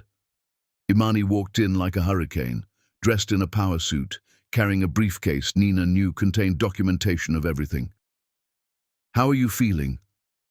Sore, angry, terrified. Nina pulled her daughter closer. Where are they? Genevieve and Thaddeus are with hospital administration and legal, claiming this is all a misunderstanding, that Dr. Lancaster was being thorough. That's a lie. I know. Dr. Whitmore is providing testimony that it's a lie, but they have money and lawyers and they're using everything to make this go away. Kyle finally spoke, his voice hollow. They were going to abort our baby. My parents paid a doctor to terminate my daughter's life without telling me. Yes, and they almost succeeded. I didn't believe Nina. She told me and I called her paranoid. I defended them. This is my fault. No, Nina said, this is their fault. But Kyle, I need to know where you stand, because we're about to go to war with your parents. He looked up, eyes red. I'm with you. God, Nina, I'm so sorry. I'm with you and our daughters, always. Then prove it, Imani said. They're demanding to see you, right now. What you say will determine if we can press charges or if this gets buried. Kyle stood, squaring his shoulders. The man she'd married was finally showing up. What do I do? Imani pulled a recording device from her briefcase. Wear this. Let them talk. Record everything. Nina watched Kyle take the device, watched him transform from compliant son to the husband she needed. "Whatever they say," she told him, "remember this. Our daughter is alive because they failed. You have to burn the bridge, Kyle, completely." He kissed her forehead, then their sleeping daughter. "I'm burning it down. I'm done being their son at the expense of being your husband." After he left, Imani sat on the bed's edge. "You okay? Ask me when I know my babies are safe. I need to warn you. They're positioning this as you being unfit, paranoid, aggressive, making wild accusations. They'll try to petition for custody." Nina felt ice flood her veins. "On what grounds?" "Mental instability, putting the baby at risk. They'll find a psychiatrist to testify you're suffering postpartum psychosis. Common tactic when wealthy families want to take children. Then we fight. I'm prepared. Dr. Morrison will testify. Dr. Whitmore will provide expert testimony. We have your recordings. But Nina, this will get ugly. They'll air every private moment, every argument. They'll twist it to make you look unstable." Nina looked at her daughter. "Let them try. I've been underestimated my whole life." Octavia arrived 20 minutes later, still in scrubs. "I've given my statement. Dr. Lancaster is suspended pending investigation. I'm recommending criminal charges." "Thank you. You saved my daughter's life. I did what any doctor should, protected my patient." Octavia pulled up a chair. "But Silvercrest will try to bury this. They'll offer a settlement with an NDA.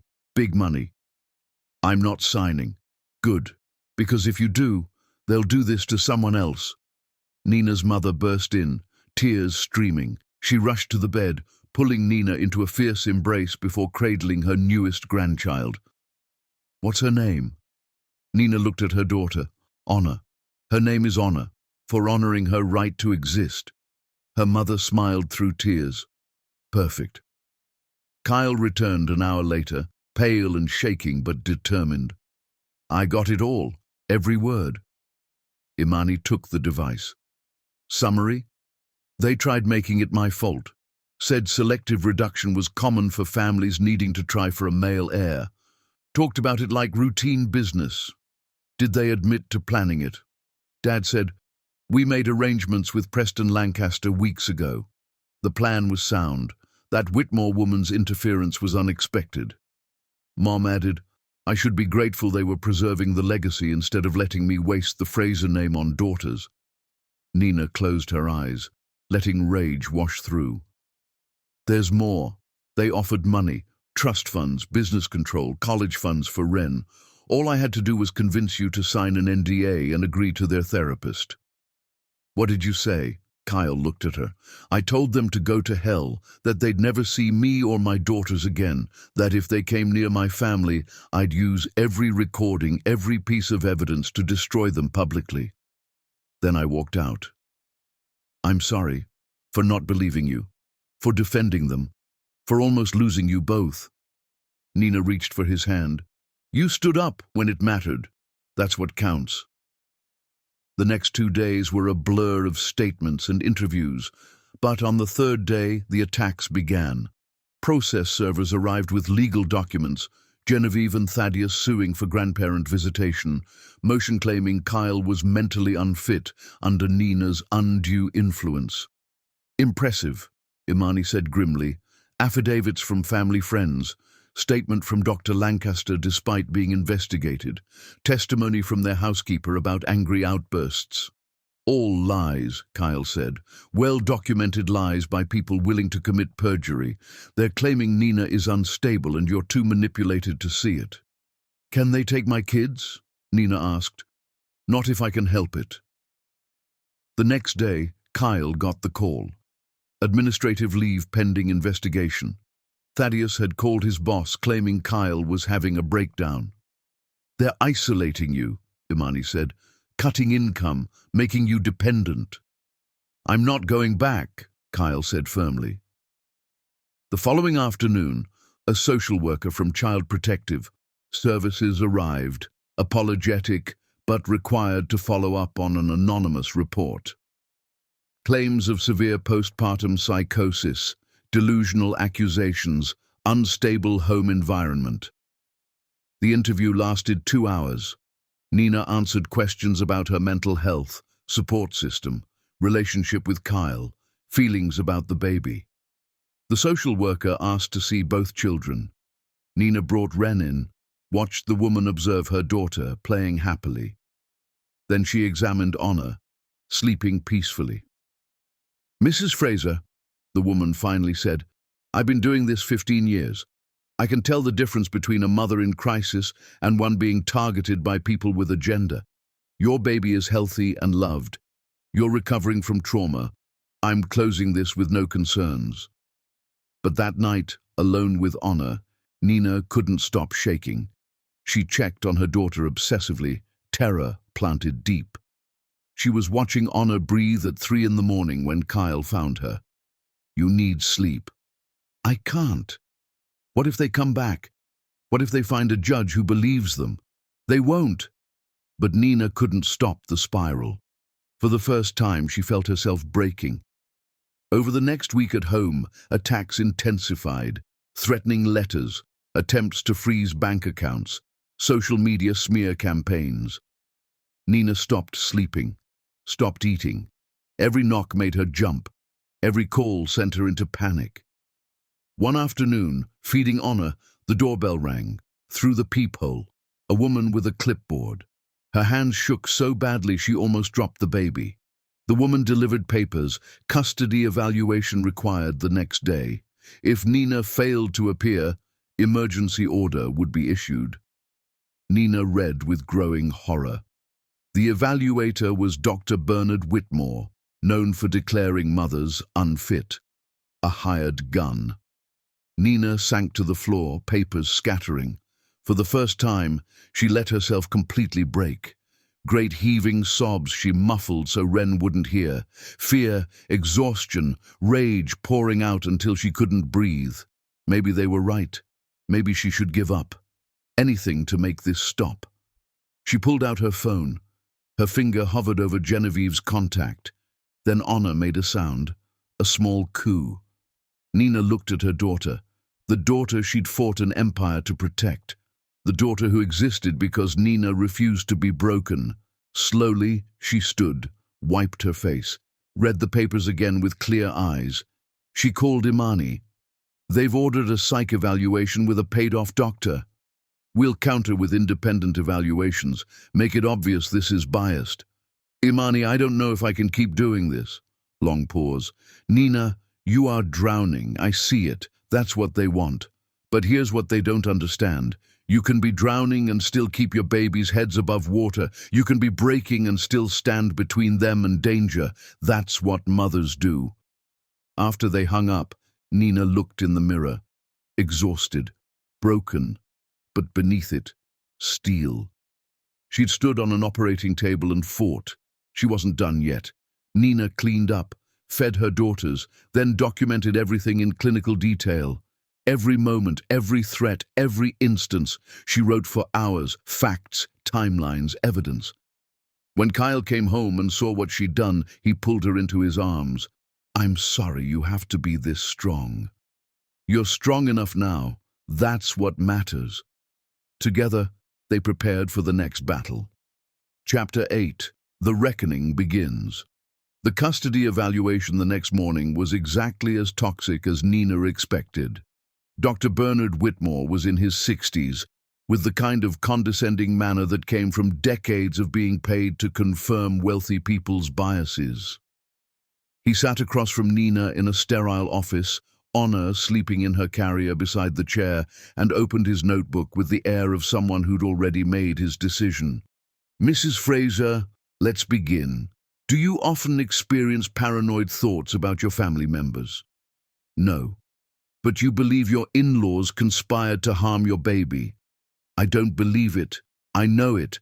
I have recordings of them admitting it, medical testimony, police reports." He made a note, his expression suggesting he didn't believe her. "Would you say you have difficulty controlling your emotions?" Nina kept her voice steady. I'd say I have appropriate emotional responses to people trying to abort my child without my consent. That's quite an accusation. Have you considered that your interpretation of events might be colored by postpartum hormones? Have you considered that dismissing a woman's legitimate concerns as hormonal is exactly the kind of misogyny that allows abuse to continue? Another note. Mrs. Fraser, this hostility isn't hostility, it's clarity. I know what you're doing, Dr. Whitmore. I know who's paying you. And I know you've never found a mother fit to parent in any case involving wealthy families. His jaw tightened. That's a serious allegation. It's a documented fact. Imani Thompson, my attorney, pulled your testimony history. You've testified in 11 custody cases. 11 times you declared mothers unfit. 11 times wealthy families got what they wanted. This interview is over. He stood abruptly. I have everything I need. Nina drove home shaking with rage and fear, knowing exactly what his report would say. 2 weeks later, it arrived. Nina showed signs of postpartum psychosis, paranoid delusions, inability to distinguish reality from fantasy. Recommendation: immediate supervised visitation only, custody transferred to the father under guidance of paternal grandparents. Kyle read it and looked like he might be sick. This is my fault. I brought you into their world. I didn't protect you. You're protecting me now, Nina said, though her voice shook. But Imani had been busy. She'd lined up 3 independent psychological evaluations from respected experts with no connections to the Frasers. All 3 found Nina completely competent, appropriately responsive to trauma, and displaying remarkable resilience. The contrast was damning, 1 clearly biased assessment versus 3 objective professional opinions. Still, the attacks kept coming. Their bank accounts were frozen through an emergency injunction, claiming Kyle was making reckless financial decisions under Nina's influence. It took Imani 3 days to get it lifted, but those 3 days meant bounced checks, late bills, and mounting stress. Threatening letters arrived daily from different law firms, each one more aggressive than the last. Cease and desist. Defamation claims. Demands for retractions. Kyle's sisters called, crying, begging him to think of the family. His childhood friends sent messages saying they were disappointed in him for believing Nina's delusions.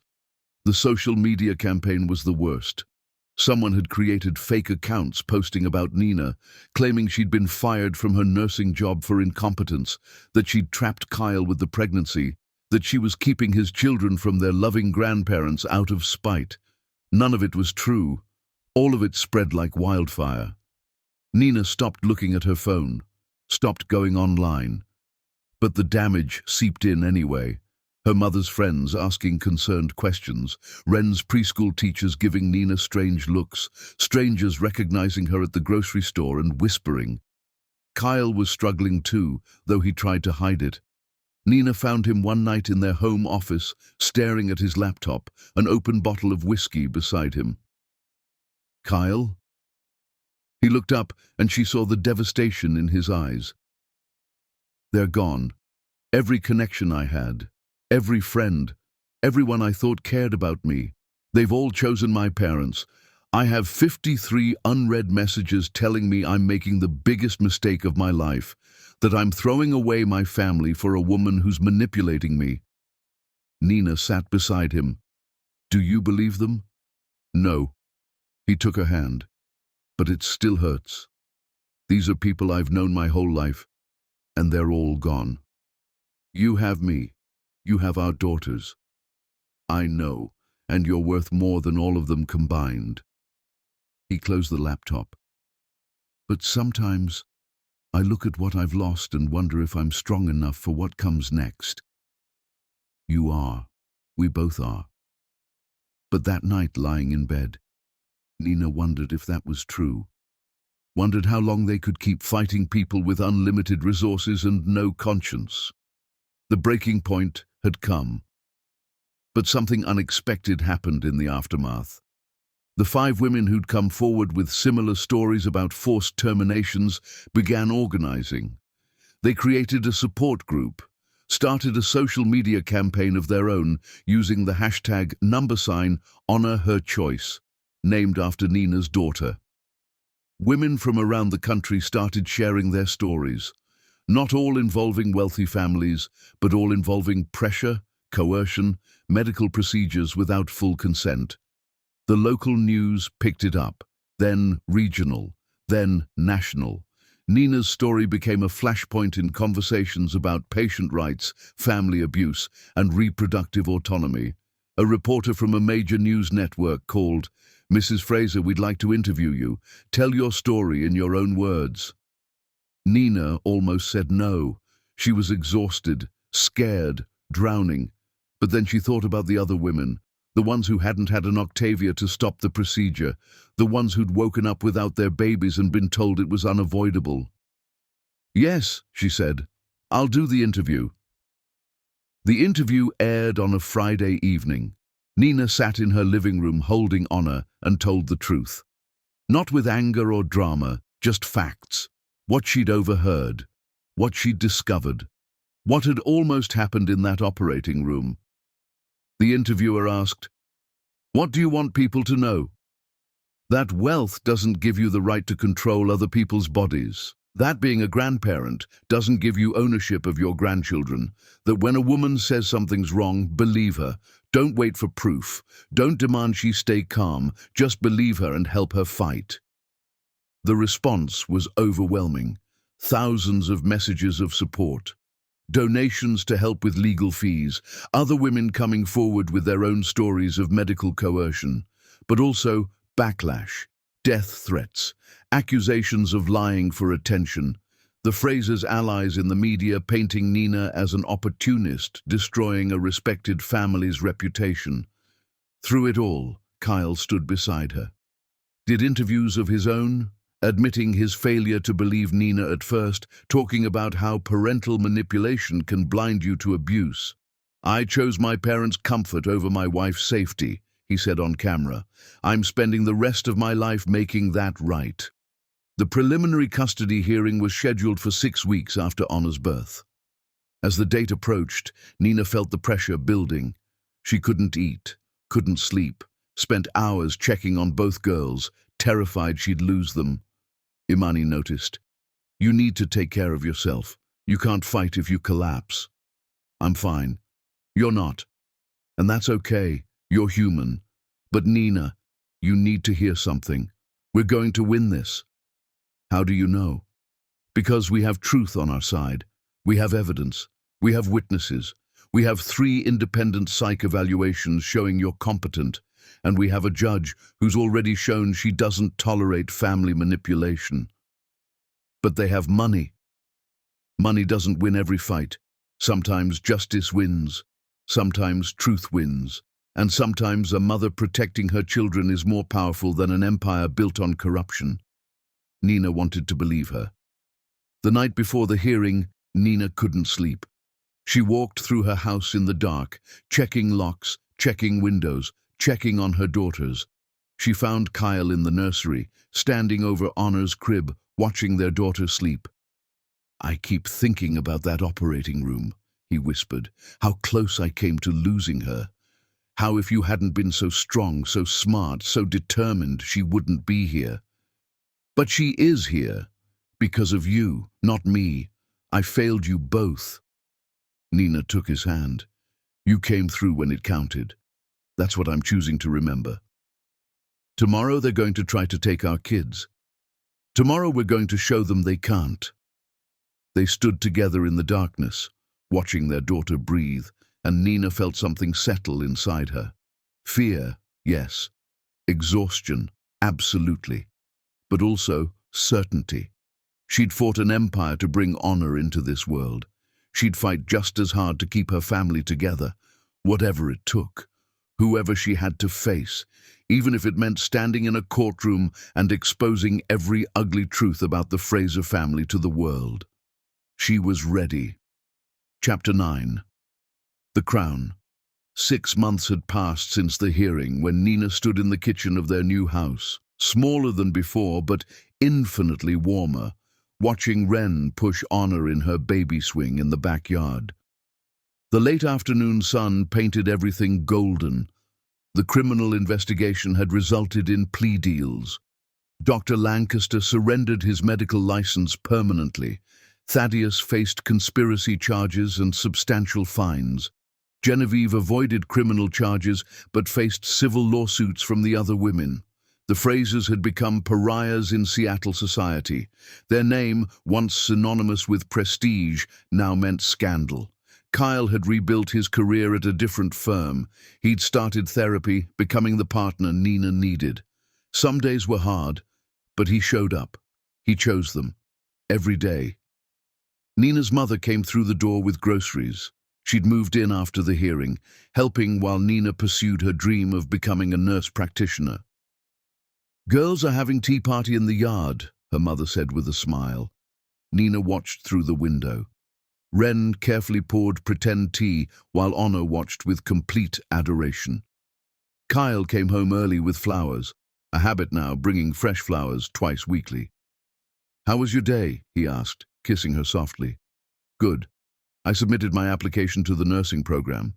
Should hear back soon. You'll get in. They'd be crazy not to accept you." That evening, after the girls were in bed, Nina and Kyle sat on the porch with wine, watching sunset paint the sky. "Do you ever regret it?" Kyle asked quietly. "Fighting them instead of walking away?" "No," Nina said without hesitation. "If I'd walked away, they would have found another way. This way, I protected not just our family, but potentially every other woman they might have targeted. I'm sorry it took me so long to see them." Nina turned to face him. "You saw it when it mattered. You stood with me. That's what I'm choosing to remember. I'll spend the rest of my life making sure you never fight alone again." She leaned against his shoulder, comfortable in the silence. "Imani called earlier," Nina said.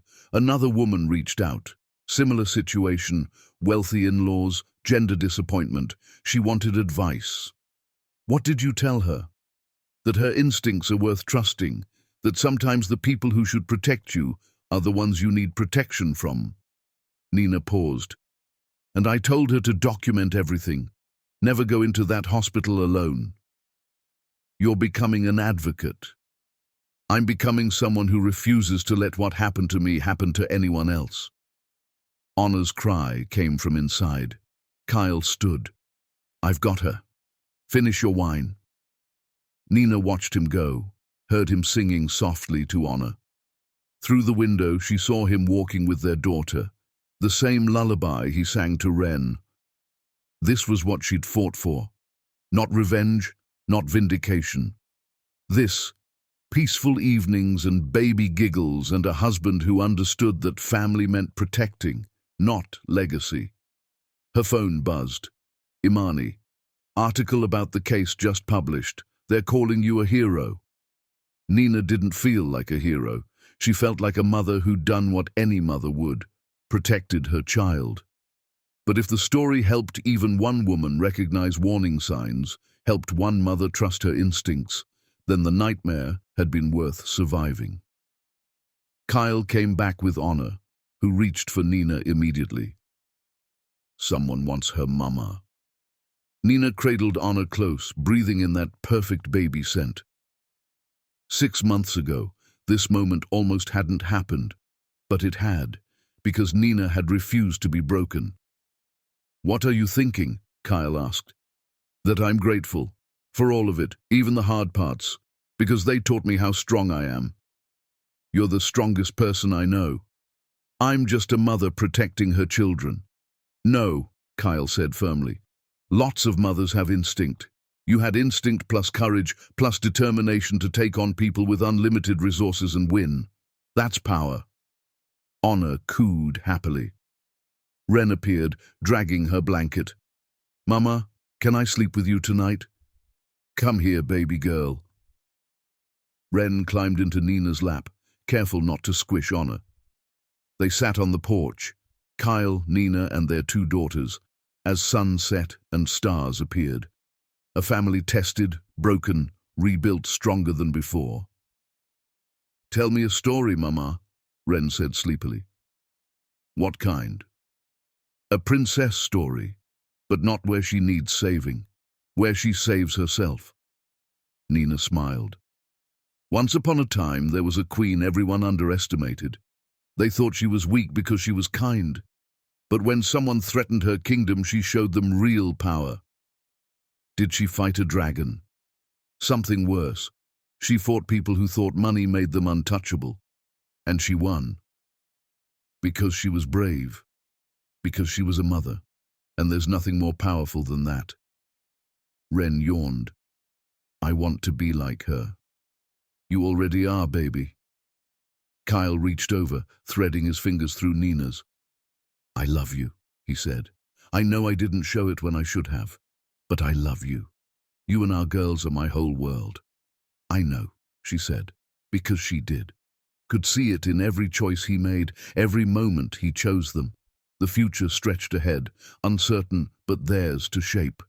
Nina would finish school, Kyle would continue rebuilding, Ren would start kindergarten, honor would grow. And somewhere across the city, Genevieve and Thaddeus sat in their mansion, surrounded by expensive things and empty rooms, having lost everything that mattered. Nina didn't hate them anymore. Hate required energy she didn't want to waste. They were simply gone from her life, and that was exactly how it should be. "Come on," Kyle said, scooping up Ren. "Let's get these girls to bed." Nina followed with honor. Together they did bedtime, pajamas, teeth, stories, kisses, monster checks. When both daughters were asleep, Nina stood in Honor's doorway watching her breathe. She thought about the operating room, the moment everything could have gone wrong, the moment she'd had to find courage she didn't know she possessed. Kyle came up behind her, wrapped his arms around her waist. "You did it," he whispered. "You saved her. We saved her. In the end, together. I'm sorry it took me so long. You're here now. That's what matters."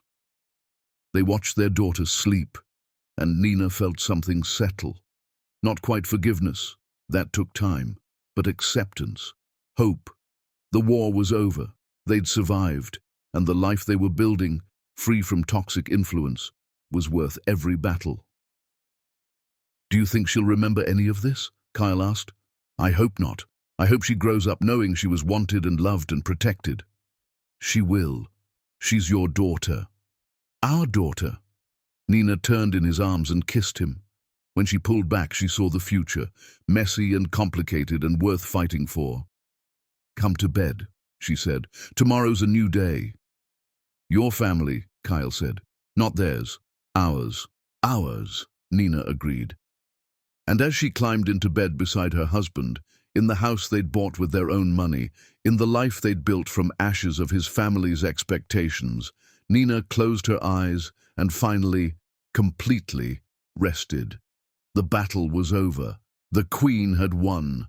And her kingdom, built on love instead of legacy, on choice instead of obligation, on the radical idea that daughters were just as valuable as sons, would stand forever. The end.